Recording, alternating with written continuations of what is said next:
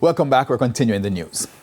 In this evening's edition of A Ray of Hope, the story of a teen sign language expert, or rather interpreter, who's on a mission to end exclusivity among the deaf community. With that report, here's Kian Morgan. I always try to be helpful. Consider it one hand washing the other, or in Abraham Aiken's case, giving the deaf a voice. As a child, far beyond his earliest memories, Abraham has been using sign language.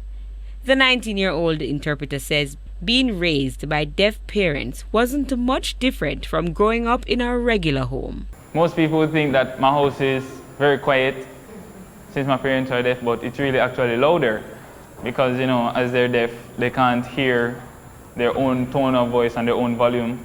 So they tend to shout a lot in the house. And it's not even like normal conversation. Like even last night, my mom was showing me something and she was laughing very loudly.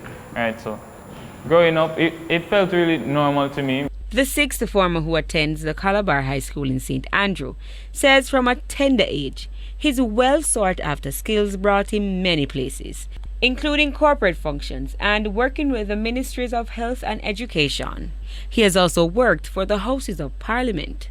But with the school demanding most of his time, Abraham says he has to strike a balance. Anything, any work, or any exam, I just put it on my calendar.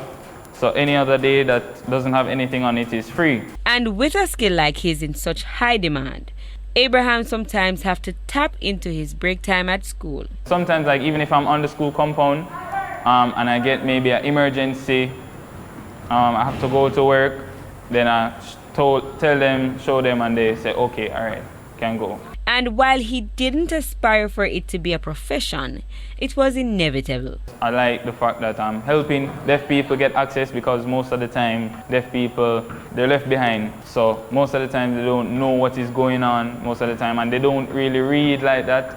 Not saying they're illiterate, you know. They're really literate, but they're not interested in reading. They like to use their eyes to visualize and see. You know, like how you would see a person talking, they want to see a person signing. Abraham hopes for more inclusion for the deaf.